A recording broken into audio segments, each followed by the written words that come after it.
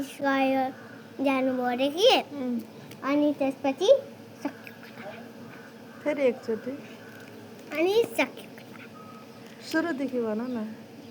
एकादशमा एउटा ठुलो जङ्गल छोडे त्यो जङ्गलमा एउटा घर छोडे त्यो घरमा चाहिँ के एउटा मैना हुनुहुन्थ्यो अरे अनि मैना चाहिँ डान्स राम्ररी गर्नुहुन्थ्यो अरे अनि त्यसपछि खाँदै बोल न अनि त्यसपछि के बाबा आउनुभयो अरे अनि तपाईँलाई किस गरिदिनु अरे अनि त्यसपछि के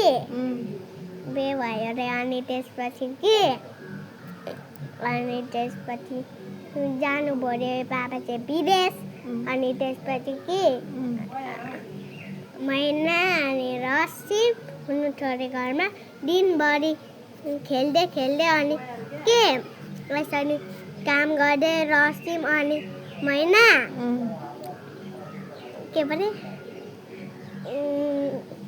रसिम चाहिँ स्कुल गयो अनि मैना तामाङ चाहिँ अफिस जानुभयो अनि दिनभरि काम गरेर घर आयो अनि त्यसपछि रोजी डान्स सेन्टर गयो रे रसिम भन्ने मान्छे अनि सक्यो